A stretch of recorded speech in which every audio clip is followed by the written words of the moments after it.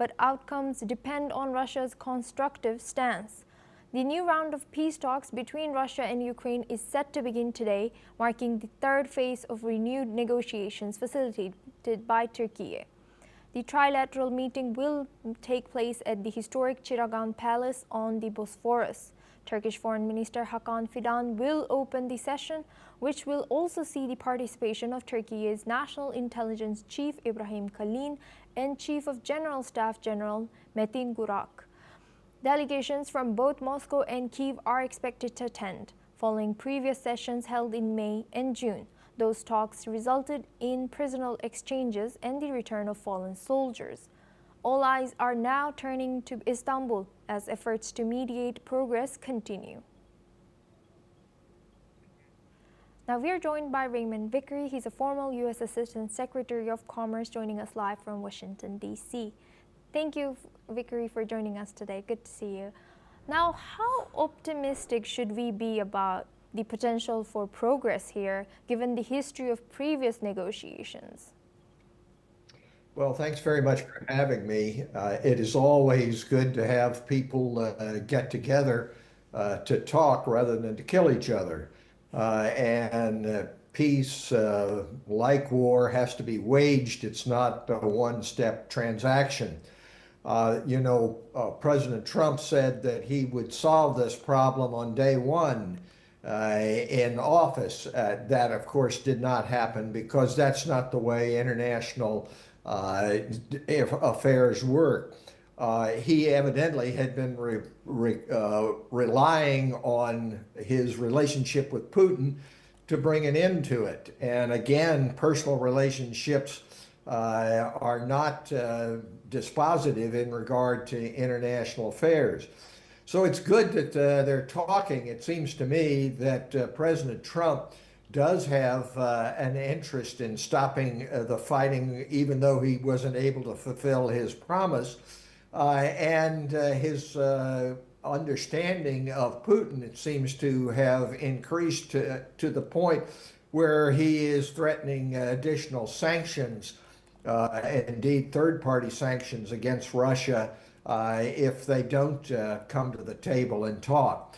But the parties are still very, very far apart. The chief question is whether or not there will be a ceasefire and any concessions in regard to the territorial demands of each party. And Raymond, now the Kremlin has also mentioned this morning that issues relating to draft memorandums and exchanges. So what kinds of agreements or compromises could realistically emerge from these discussions? Well, I think that realistically, there are territorial concessions and adjustments that can be made, not just completely giving up the territory, but the Donbass has been a fluid concept for some time. Beyond that, it seems to me that the kinds of security guarantees in regard to the perceived threats that Putin has put forward many times could be put there.